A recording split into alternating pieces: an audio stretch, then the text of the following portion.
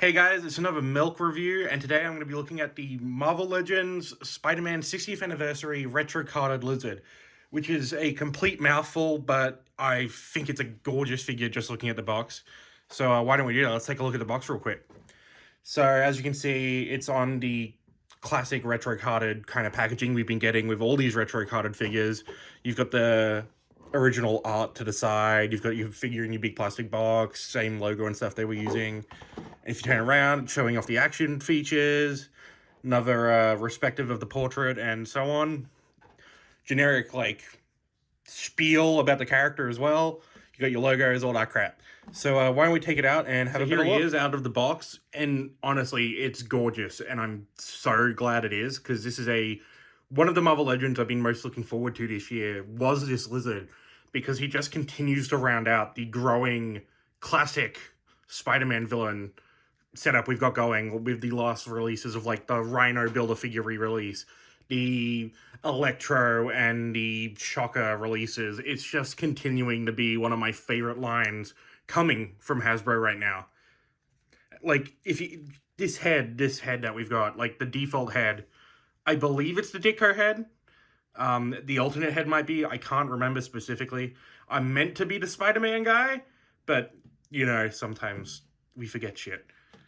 But I'm loving this. They've actually given it a black wash. If it would focus. Come on. There we go. I have to be a beauty vlogger. They've actually given it like a bit of a black wash, which I really appreciate.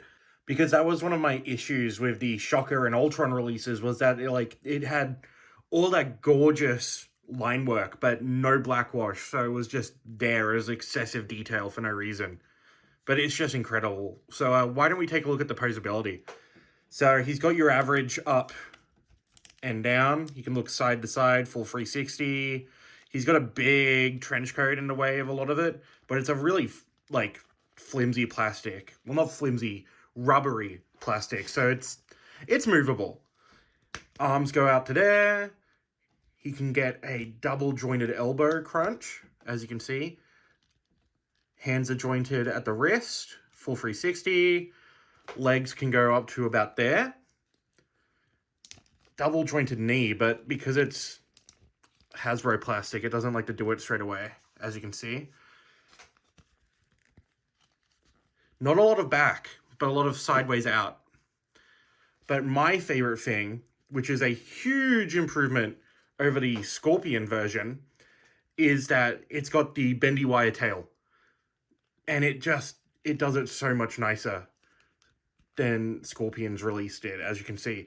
It can hold itself a lot better if I, like, try to turn it in on itself. And it just holds it really well. And because it holds it really well, it really just elevates this entire release even more and makes it just worth more to cost. I just really love it. Also forgot to point out, it has your default Marvel Legends ab crunch, which I hate, but it does also have a ball joint into the torso, which I prefer, so you can get a more sort of dynamic, like, I'm coming to get you kind of deal. But let's take a look at his accessories real quick. So Lizard comes with an alternate head with his tongue out, and it's got the same kind of black wash detail as the default head, but it's got a more reptile-like eye versus the default painted eye, which is more like a human eye, I guess, to Marvel Legends standards.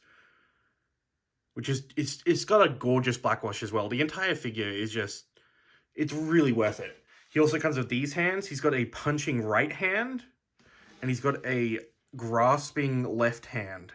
So you can hold on to the other accessories he comes with, which are really cool. Yeah, there we go.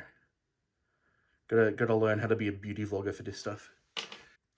He also comes with these two really cool transparent chemical vials that was showed off in a Hasbro Pulse stream earlier this year. I really love the transparency on them and just like the solid color inside. It just looks like some really bougie, like, chemical shit you'd see in like a 60s, 70s B horror movie. It's really great. I really love it. And here's just a quick height comparison between the Mafex original comic Spider-Man from a couple years ago, as well as the most recent Armored Spider Mark III. from Marvel Legends.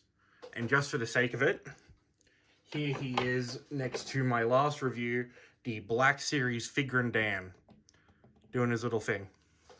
As you can see, he's a bit taller than most figures, but I think it works out for any display, really. And I guess for my final thoughts, I absolutely love this. It is one of my favorite comic figures that come out in the last couple of years. I really love what Hasbro's doing right now with these retro carded figures. I don't keep the cards myself, but it's been a great way to get these characters I missed out on when I wasn't buying these figures. As well as just a great opportunity to like re-engineer, offer new accessories and that kind of thing. It's just all around, it's just a great way to do things right now. And I think it really shows through the care they're putting into it with the black wash and just everything about it. It just shows that it's such a great figure. So if you enjoyed this, don't forget to like subscribe and shit, I guess. I'll see you for the next Milk review.